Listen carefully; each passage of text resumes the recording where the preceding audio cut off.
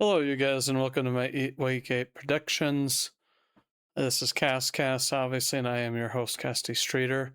We're obviously going to start right off, and we're going to talk about the Thursday night football game tomorrow first. Brief synopsis of Vikings and the Chargers. It is being played in SoFi. Obviously, both teams lost both of their games. The Chargers really getting handled by Indianapolis, and same thing with the Vikings getting handled by the Eagles, who appeared to resurrect, I guess, their passing game, which I don't really agree with. I think the Vikings just played really, really porous defense, if I'm being honest with you. Now, the Chargers have been kind of on a skid. You look at their last four, and they only have one win amongst their last four. So they're 1-3 in their last four games, losing to the Giants, then losing to the Commanders, winning to Miami in a somewhat squeaky game where they edged them out barely. And then, like I said, they got handled by Indianapolis. The Vikings, they beat Cleveland a couple weeks ago, and they lost to Pittsburgh in London, as we all know, and then Cincinnati, they ultimately destroyed Cincinnati before Cincinnati had traded for Flacco on the 21st of September. Now, nearing the end of October, this is kind of when we know what teams are serious. And while I thought the Chargers were pretty serious with the way they beat the Chiefs week one, it has not been the case these last 5 weeks. Even against Denver, a game that they struggled mightily against and eked out a win, it's just not too convincing with a team that their defense should be very good and their offense should be clicking better despite all the injuries to running back that they've had. Now, looking at this game, who needs the game more? The Vikings in a stacked NFC North would be a team that falls below 500 should they lose, having a 3-3 record. And the Chargers, in obviously a division with the Chiefs, who are eking up on them. The only reason why they're better is because they've obviously beat the Chiefs. And then Denver obviously leading the division. So looking at this, a loss here would be very detrimental to Los Angeles, dropping to 500. And obviously the Vikings would be able to stay at 500 or above with a win. I noticed a few injuries. I guess Aaron Jones is potentially going to play this game on the Vikings. He was on IR for the last 4 games, or maybe more than that. And Khalil Mack obviously made his return last week, but it was on a limited snap count, which I think they really, really need him.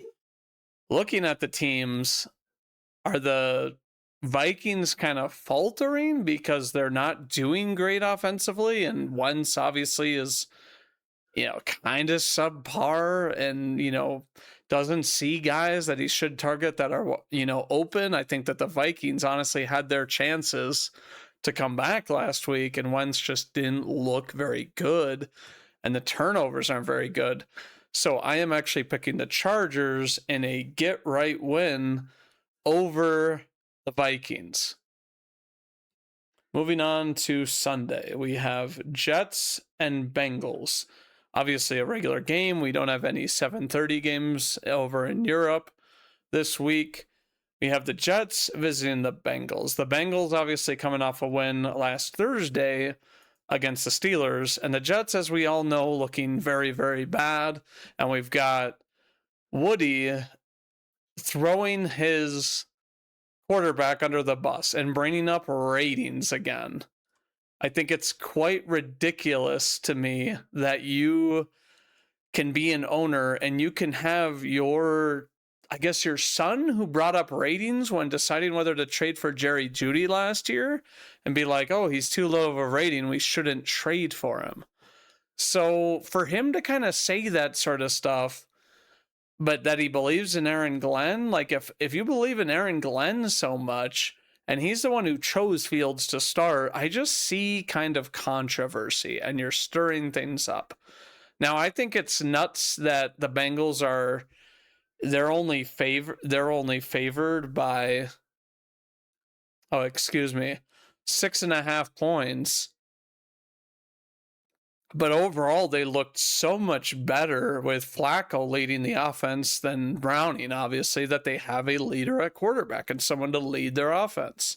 And they had a very good springboard type game. I expect them to absolutely destroy New York, and I don't think New York has a chance. I am picking the Bengals. I don't think much more needs to be said. Moving on to Bears and Ravens. The Bears, obviously on a 4-game heater. I still don't really like them. I think Caleb is doing better, but do I think that he's doing well enough to where you would want him to be? He's still, I mean, he has 9 TDs to 3 picks. I know it's nothing terribly bad. If you average, 3 TDs for every pick, that's pretty good. But the lack of kind of passing yard production is worrisome to me. I think that Odunze is doing a lot of the work for this offense. And obviously DeAndre Swift has kind of come alive. And it looks like Ben Johnson has his kind of speedy back that he can get in space and, get a good amount of chunk yards. Obviously, Odunze, even though he's popping off, still only has 359 yards through 6 games. Obviously he's been doing well these last few games more as Caleb has improved, but overall I'm kind of waiting to see them play a real team, if I'm being honest, because last week they beat New Orleans, who they only lost by 12, but they were shooting themselves more in the foot. And then you look at Washington, who hasn't really been like a powerful threat to most teams. The Raiders, who haven't been very good. And then Dallas just had a really big flop of a game, despite, I think that it's a testament maybe to the Bears defense that they limited them to 14 games, but Dallas has had one of the top offenses this year. Now, we all know that the Ravens' only win was against the Browns in week 2 of the season after playing a very stifling game week 1 against the Bills, and then getting handled by Detroit at home, Kansas City taking care of business in Kansas City, Houston dominating them and making them look like they have some amazing offense, even though they've sputtered more than their fair share this year. And then the last game that the Ravens played 2 weeks ago will have been 2 weeks ago against the Rams, where they did look better, but I'm just interested to see, I guess, whether Lamar coming back, because he is estimated to return, he's listed as questionable right now, whether or not he's going to be the guy we know he can be. And I mean, Roquan Smith coming back is huge as well. I thought the Ravens defense kind of sharpened up and played better against the Rams, who do have a respectable offense. And I think this, depending on the version of the Ravens we get, this will be a good test for the Bears. I think it could be a lot closer of a game than we realize. But I am going with the Ravens, you guys, because I don't really trust the Bears. And I want to see them kind of beat and have a commanding win before I'm like, oh yeah, this team is really, really good. Because while win streaks are really, really nice, like I said, the strength of the competition hasn't been the greatest, and it's not like they've all been just convincing wins with the Bears. Moving on, we have the Dolphins and the Falcons. Obviously, the Dolphins have had a very rickety season where it's like you're 1-6, and even in this game, you are 7.5 point underdogs.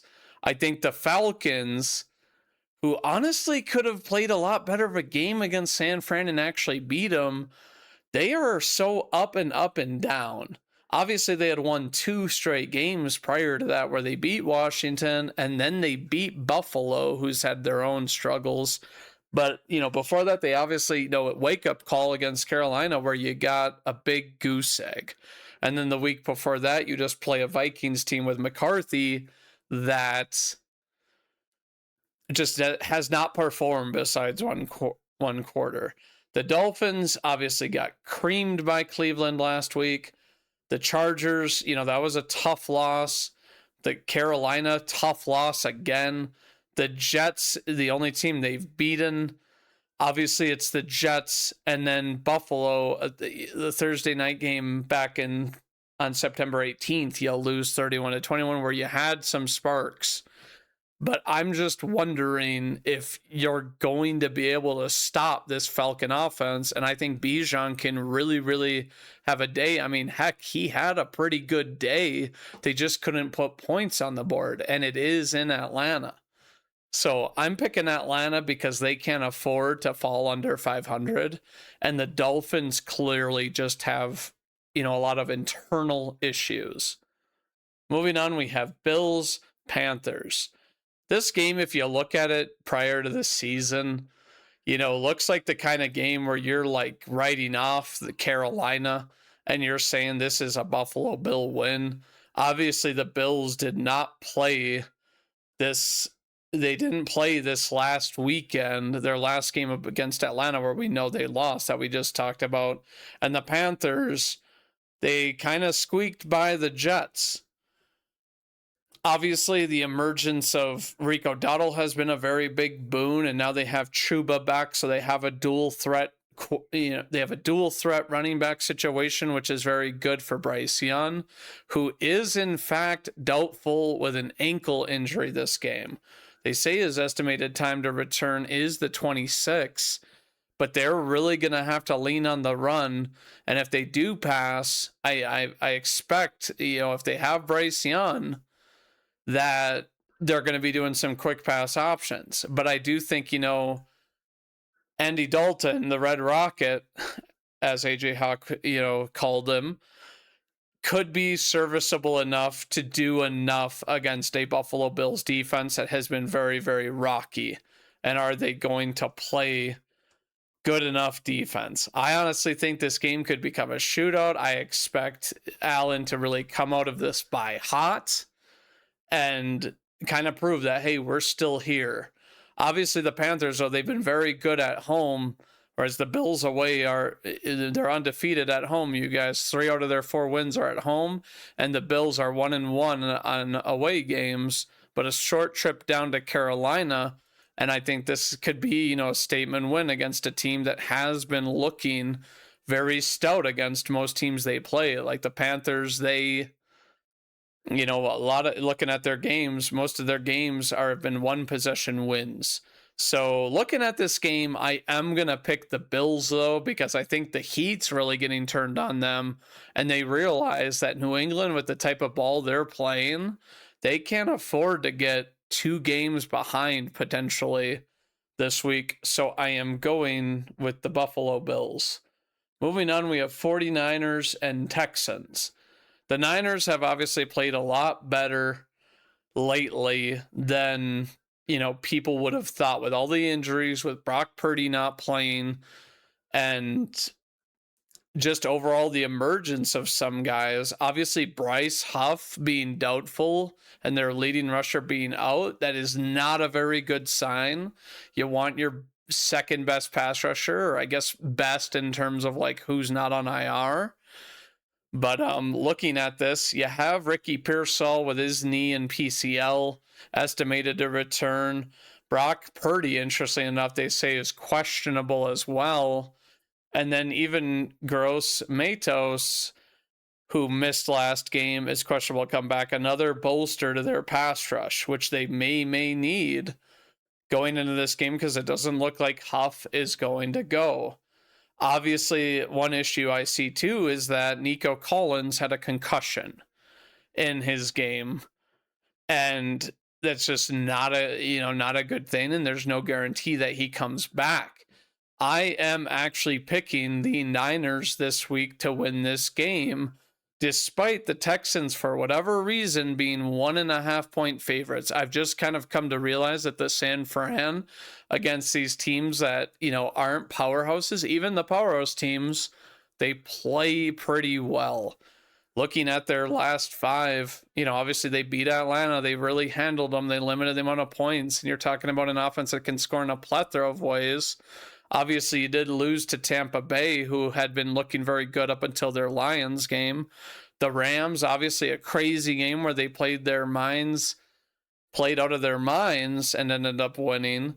Jacksonville, you lose 26-21 back in, September when Jacksonville was playing a bit better, when Devin Lloyd was healthy, and then beating Arizona and Seattle in tough divisional matchups. So I think the San Francisco 49ers are battle-hardened, and they'll come away with a win against this Houston team. I'm picking San Fran. Moving on, we have Giants-Eagles. Obviously, the Giants played against the Eagles just a few weeks ago in a game where nobody really picked them, and they went out and they beat them 34-17. Now, do I think that Philadelphia is going to come out swinging type of thing? And I think, maybe they could be a little feisty, and it obviously is in Philadelphia this time. But here's the thing that I guess I've learned about the Giants. They just blew a crazy bad lead against Denver. I mean, a crazy good lead against Denver. I don't know how you can say crazy bad lead. Like, that doesn't make any sense. But this team is going to be very, very relentless. And I would argue that Denver's defense at this point is better than Philadelphia's. I think they're playing way more sound ball. They're getting to the quarterback, and they just overall have a better defense at this point in time. I think the Giants are going to go in, and they have the formula to go and play these teams tough. And I know that they're 0-4 away on the road, but to me, the Eagles, they happen to win and that sort of thing. I personally think that the Giants can go into this game and they can upset the Eagles again. I don't think it's outside of the realm of possibility. I don't think that, even though the Philadelphia Eagles are bringing Graham back, I think that they said that he'll be eligible to kind of come back and play, after the bye week of the Philadelphia, which is after this week. So looking at this, if you're the Giants and you really want to kind of stir the pot even some more, you go in there and they beat them. And don't get me wrong, I think it can be a gritty game, but I just think that the way they're playing and the way they're so spirited, I think they're going up against anybody and they're really thinking that they can win. It's a crazy kind of hype, but I'm all behind it, and I'm picking the Giants for the upset this week. Moving on, we have Browns and Patriots. I don't think this one's going to need much to talk about. Obviously, the Browns last week schooling Miami and having an offense that scored a good amount, even though I'm like, no, I don't think it's really that their offense is better. But the Patriots, they are on a 4-win heater, and to me, they're a lot more convincing than the Bears with a second-year QB. I mean, Carolina, they beat 42-13. Buffalo 23-20 in a close game that nobody thought they would win. New Orleans 25-19 was kind of squeaky and iffy, but then they played Tennessee, who Tennessee did look better under a new head coach, but they 31-13. And I know it's not the toughest competition, but I just think that Drake May's been playing very, very well, and he doesn't have much of a run game. I mean, their leading rusher, you guys, is Ramondre Stevenson with 245 yards on 69 carries. And I just think overall, Drake May's playing very, very, very well. And Dylan Gabriel isn't playing bad, but he's playing very, very safe. And this is in the Patriots' house, so I'm picking the Patriots. Moving on to Buccaneers and Saints. Obviously, the Buccaneers kind of not playing very well against the Lions, who have had a struggling secondary. The Saints, obviously a team that is, a little bit scrappier than you would think, but you look at the Buccaneers, and I know we were kind of saying that, like, hey, it doesn't matter what wide receivers are out, Baker's going to play very well. But, now you do have Mike Evans with a long-term injury with a collarbone. Chris Godwin's lower leg, he's also out, expected back in a couple weeks. and then Bucky Irving is still out with his foot injury. So you're leaning on Johnson, the rookie, who, looked rough at the beginning, but then, was showing some moves and some spirit later in the game against the Lions, and obviously Igbuka. So I think they do have enough talent because Baker seemingly doesn't need a ton of talent to execute that offense. But this will be an interesting game, obviously a divisional game, and the Saints have been scrappy with most of their teams. Obviously, last week against Chicago, I think they just look kind of porous and bad for whatever reason.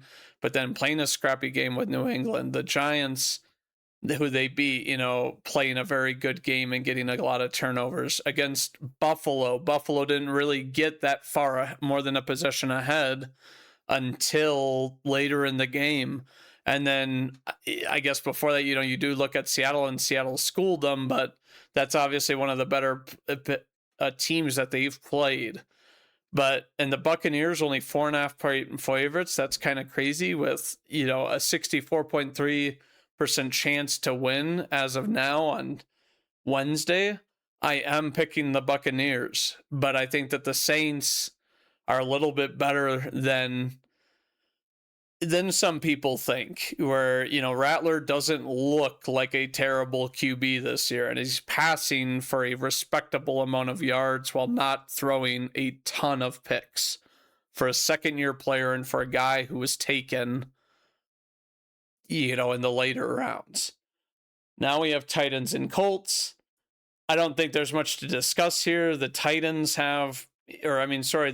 have the biggest spread of the week, being 14.5 point favorites. It is in Indianapolis, and Tennessee, even with a new head coach, obviously an interim, I think that you look at Ward and he's 4 TDs to 5 picks. With the team that he's had, I think it could be a lot worse. But I think overall, the Titans defense hasn't really lived up to what I kind of expect.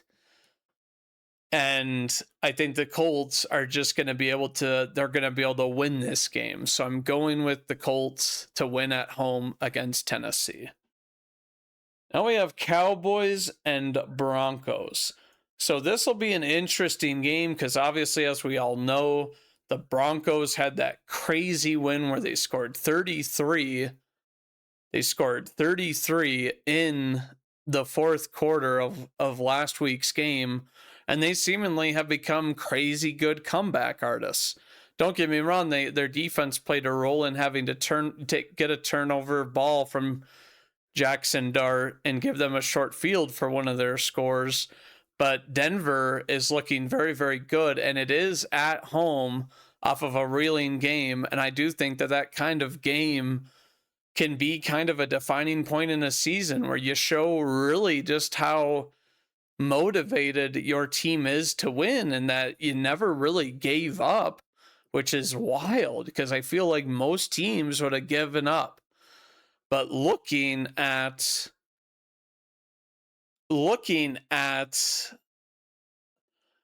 the Cowboys, they've obviously had a very, very, very good offense where Javonte Williams already has nearly 600 yards in 7 games. And George Pickens obviously had emerged while CeeDee Lamb was hurt, but CeeDee Lamb is now back. And obviously Patrick Surtain, who to me can defend both. He's just a really good corner, and there's few wide receivers that really can do much against Patrick Surtain. I think that this is going to be the game where you are going to have to really spread it around as Dak Prescott, who's having a very, very good year. And I'm not one to I don't really like Dak that much, but I will say I think he's playing above his typical regular season prowess that he typically has. Now, the Broncos, like I said, it's kind of nuts that they came back. They're now the leader in their division. They could have very easily been 4-3 with the Chiefs and the Chargers. Obviously, control their own fate in the division right now. But you look at kind of who's hurt on their team, And obviously, Trey Greenlaw is suspended this game. That I don't think that's a good sign for them in this game when you're going to need all the defensive help you would want because of what he said to a ref.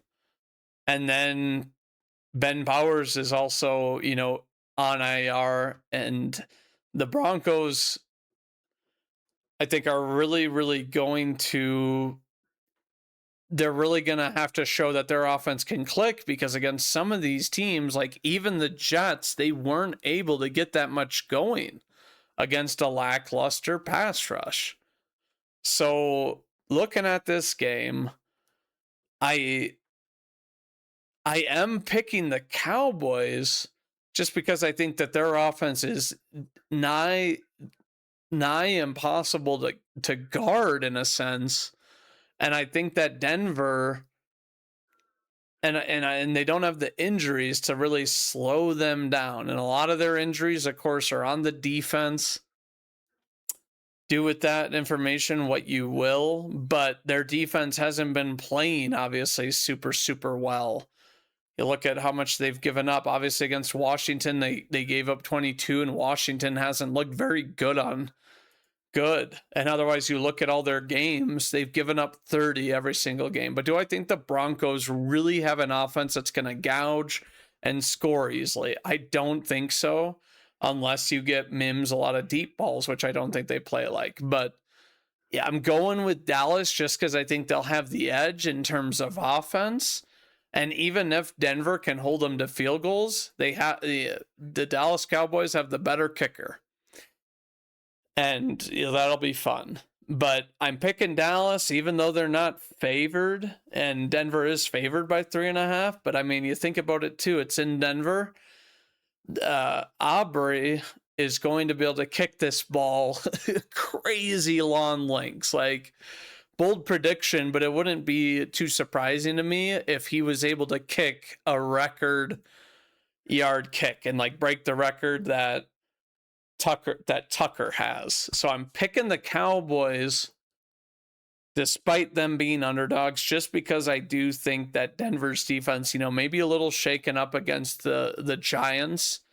And I think the Cowboys are thinking, let's go in there and start to try and take control of this division, because in all reality, unless Philadelphia continues to sling together games, I think their division can be anybody's division, maybe this year.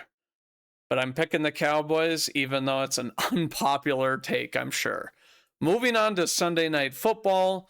As you guys know, this is Aaron Rodgers' chance to have beaten all 32 NFL teams. If he beats Green Bay, this is obviously his first time ever playing against Green Bay, because we didn't play him either year that he was on the Jets. And now we have a primetime game where it's Love against Rodgers in Sunday Night Football. Obviously, Pittsburgh played a reinvigorated Bengals team and barely lost that game. Looking at their team, I think that they've gotten the run game going a little bit. But I also think that, it's still kind of not enough, in my opinion, where Rodgers has to play this immaculate ball. Obviously, he had a couple of picks, to the Bengals. And he had, obviously, 14 TDs to 5 picks now. And then you look at Love, who has 10 TDs to 2 picks. But they've relied heavily on Josh Jacobs having 2 touchdowns a game the last few weeks, and finally getting kind of the running game going. Obviously, the thing that I think about with this game is, are we going to see the pass rush that we saw last week with Pittsburgh? Because they couldn't touch Flacco, who's about as mobile as they come. And obviously, Jordan Love is way more mobile and that sort of thing. But then you look at the Pittsburgh O-line.